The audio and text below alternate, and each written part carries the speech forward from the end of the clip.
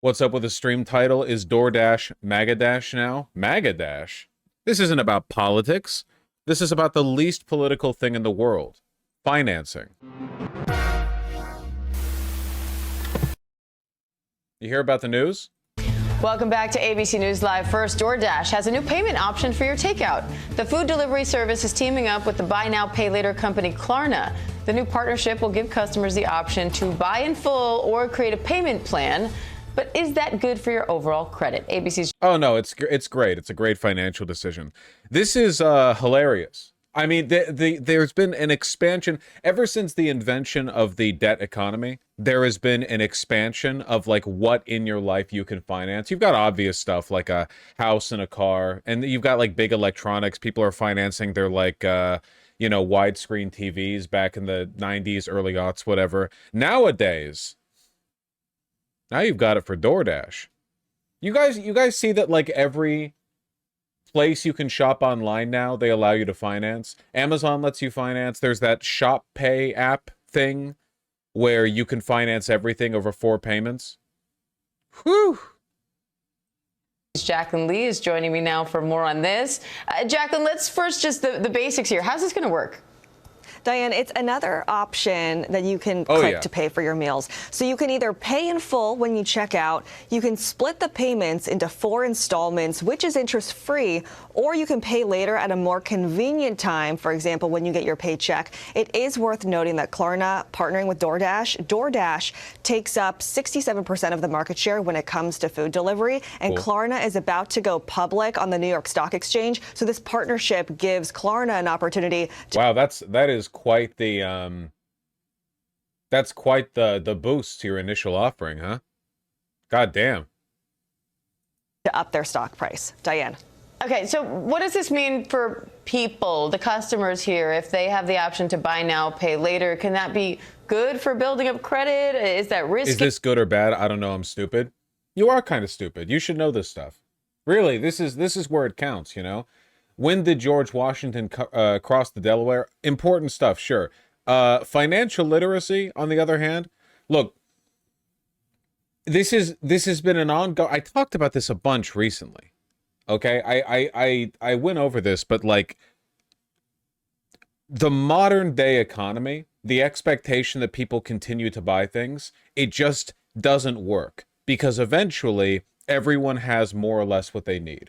So you use predatory advertising to try to get people to buy things they don't need. Well, then you run into another issue, which is you can't let people get too wealthy, right? Like, obviously, the whole point of this broader system is to deprive people of wealth so that you can extract it up to the 1%, 0.1%, whatever else. So how do you get people in the prole classes? How do you get the workers to keep buying stuff without giving them more money? Well, you invent credit cards. You invent financing. Well, you don't invent financing, of course. It's been a while it's been an idea for a while, but you incorporate it into every sector of the economy. So at all times, everywhere, you're being pressured into buying things you can't afford. It's just the way the economy works now. It's been getting worse and worse since the 50s. There are so many people in America who, if you just took a glance at them, you would assume they're upper middle class, but they're drowning in credit card debt. And they can't afford any of the shit they own. They're just buying all of it on off of financing. They're putting all of it on the card, you know? It's disgusting. And yeah, it's, you know, to some extent, you should be a more responsible financial agent, but to another, like, from another perspective, it's like, much like how people haven't gotten less willpower since the 1970s, the reason why we're getting fatter is because the food that we are eating is pumped full of more, you know, fructose corn syrup or whatever. Likewise, some of the smartest financing gurus in the world it's their job to get you to buy stuff that you can't afford, you know? They've got their top minds working on it. Illustrates how much worse it's gotten since COVID. Jesus. In billions seasonally adjusted. Whew! God damn, that is going up. Look at, I assume that little dip right there at the beginning of COVID is people paying off credit card debt with their Trump COVID check. Kind of crazy how much just a few thousand goes when you give it to every single person. Like, look at how much of a dip that is. Goes down by, yeah, about 100 billion. What's the other slow dip? I don't know. Follow through after the 2008 financial crisis, but I don't know why that would lower credit card debts on average. What am I, a wizard? I work with a massive bank, and they literally have a process to offer larger credit lines with ever so slightly higher rates to the people most in debt. Like they laser target the most vulnerable people. Yep, yeah. The whole system, the whole thing from top to bottom is just like, how do we capture people in permadebt? Everything from the financing to the way they structure these incentives for credit cards or opening new accounts or whatever. Lending rules tightened after '08. Yeah, okay, that makes sense. That makes sense. What do you think? Here's the thing. You're taking out a loan to order food, to deliver food. So it's easy to make impulse purchases when you don't have to pay for it right away. But remember, Klarna will make money off you when you don't pay your balance on time. On their website, they have an example. So let's say you buy something for $500. Obviously, you're not going to pay that for food delivery, but just in general. You could do the 4 interest-free payments, paid every 2 weeks. You're not going to pay anything extra. But if you want to break it up into 6 monthly payments, you're going to be charged 19.99% APR, so interest, meaning you're going to pay an extra $29.56 to not pay it off immediately. It is so critical you look at the fine print, and Klarna also said they might charge someone up to 33.99% APR. That is incredibly high. It's incredibly easy to get buried in debt that way. So important to read the fine print, even though none of us have time to actually do it. So we're glad you're here to break it down for us, Jacqueline. Also, at $500, we're all coming to your house for dinner. That's crazy. Who's actually going to use this? You'd be shocked at how many people make appallingly poor financial decisions on an impulse.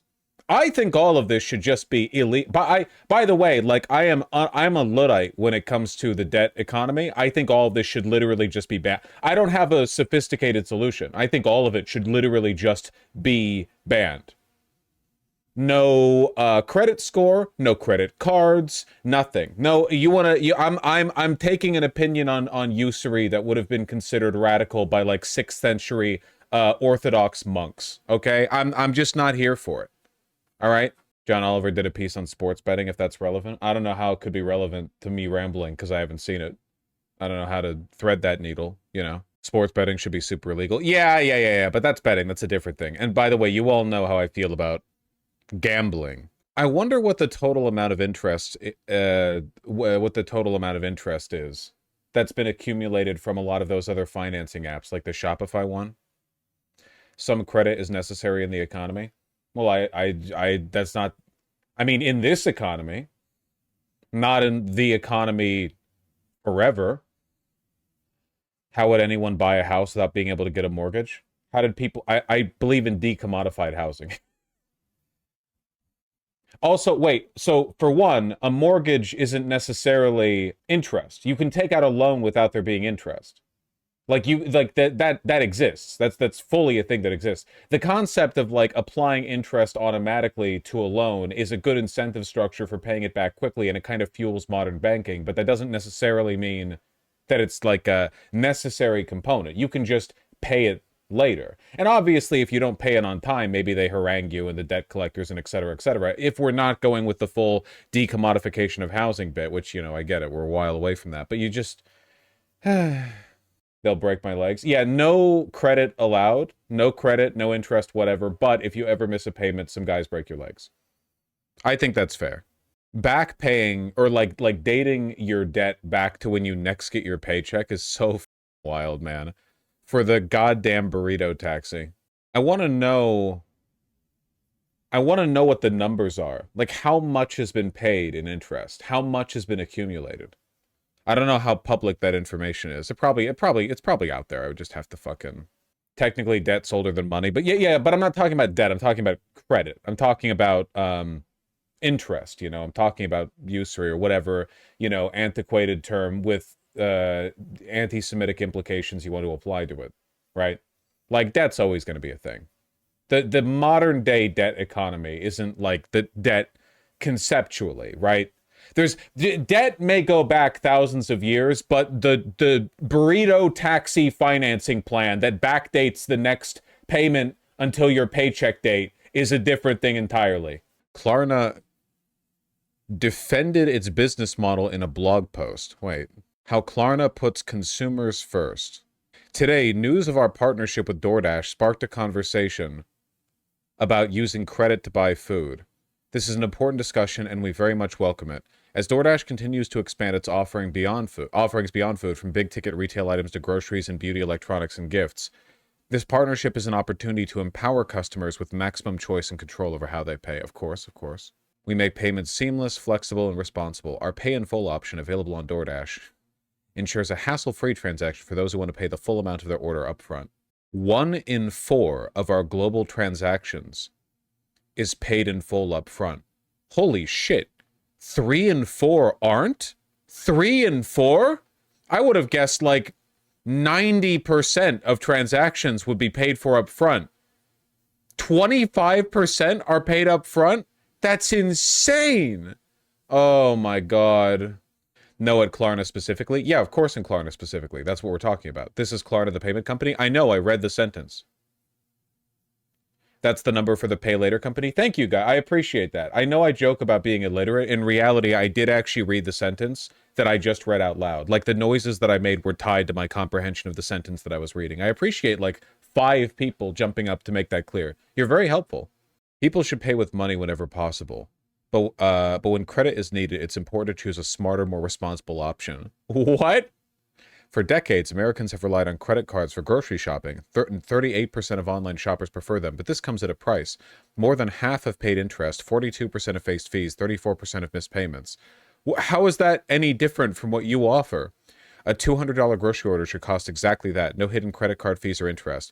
With Klarna Pay in 4, shoppers can split payments into 4 manageable interest-free installments. Yeah, if you don't pay your credit card statement on time, you accrue interest on the credit card. If you don't pay the Klarna Pay in 4 on time, you accrue interest, quite a bit more interest, actually, up to 34%.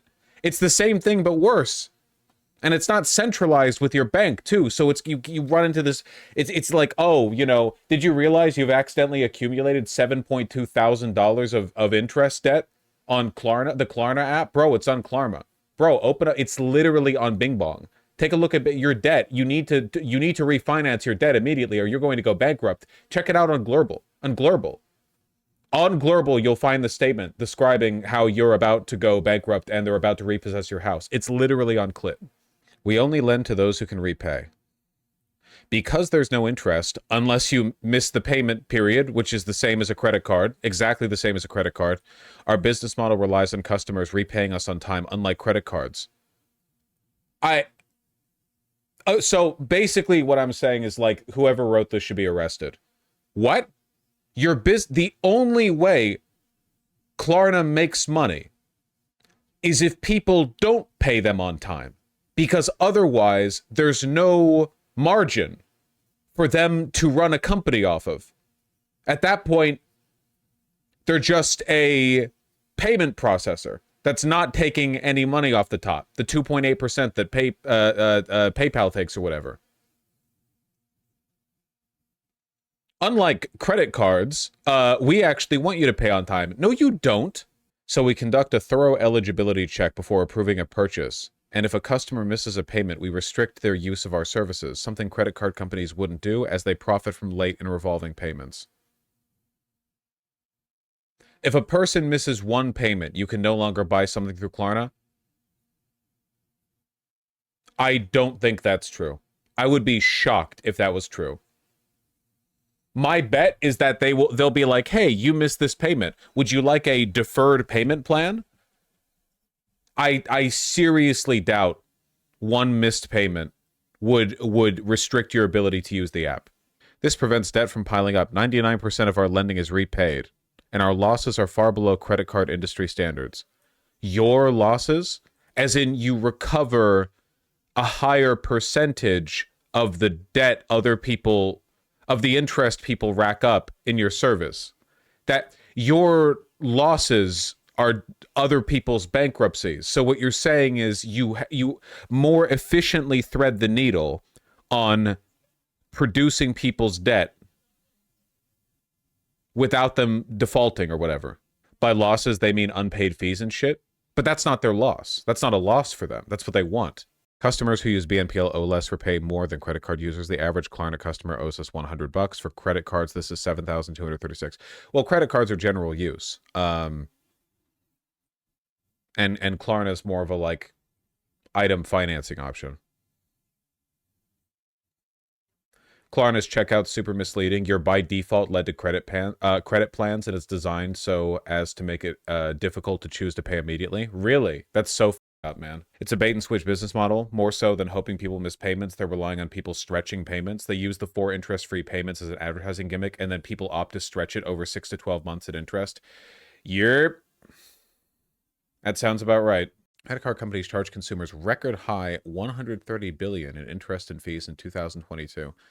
This is the economy. It is really funny that they would feel the need to write a blog post defending their predatory ass.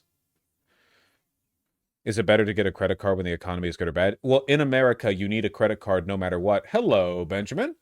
You need a credit card no matter what because you want to put payments on your credit card in order to build a credit score so that you can potentially get a house or a car or whatever later. You want to keep your credit score high. So you buy stuff on your credit card and then pay it down immediately. You don't buy anything you can't afford to pay down immediately from your debit account. That being said, people have emailed me saying like, no, you have to make sure you float at least 5% of the credit limit of your card up until 15 days within the transaction period. Otherwise, it won't count towards your credit. I don't know or I don't care about that shit. To be honest, that shit's gay and requires too much micromanagement for my taste. Just buy stuff with a credit card, then pay it down. I'm not engaging with that. It's too much fiddly micromanagement. Technically, you can have rent or utility applied to your credit history. Yeah, you can pay for your rent on credit. Just make sure you immediately pay off that credit card balance like a second later. You know? CNBC says the average person will pay $160,000 in interest across all debts in their lifetime. That's crazy. For the average person, that's like 3 years of income or something. I guess it depends. Oh, this came out 2 days ago. I don't know. Yeah, that's like 2 to 3 years of income just flatly applied to interest. Mortgage, car loans, student loans, credit card debt. The only debt I have that I haven't paid off yet is the student loans because I'm pretty sure that interest is going to devalue our currency more than the annual interest of my student loans to the point where it'll just be better for me to pay it down over time, even with the interest. Pretty standard for a 30-year mortgage. Yeah, I maintain 30-year mortgages are stupid. 30 years? That's insane. Insane. Are you fucking kidding me, man? 30 years? Come here, Moth. Just get a credit card, man. It's all cool. Seriously, it's no big. Just open one up, go down to the bank, or maybe you can do it online now. I don't know. 30 years is now the standard mortgage lease term, which is insane. Yeah, and I disagree with that. I disagree. Politically, I disagree, you know? Yeah, it's all the damn mortgage. I've got a phobia of credit cards, Lamau. I get that. Just don't put anything on it you can't immediately pay back. What's the point then? Well, credit cards have like rewards, cash back. Also, it builds your credit score. Does anything bad happen if you don't use your credit card for a while? Yeah, the bank kills you. So be careful with that. I'm going to be 18 next month. How can I pay back my credit card expenditures? Do I go to a bank or what? What? Do you have a credit card that you've just been racking up debt on and you just are kind of waiting for the sword to fall? You can get an app. No, but I'm getting one next month, most likely. You get an app. You just like have an app for your bank. And then if you've got like a checking account in the same bank and you can just transfer the money over. Like no one does this shit via paper anymore. No one does that, you know? I do. That's crazy. Well, pretty sure my bank's actually losing money on my 30-year 55K mortgage. Good, but I still disagree with it. You get me.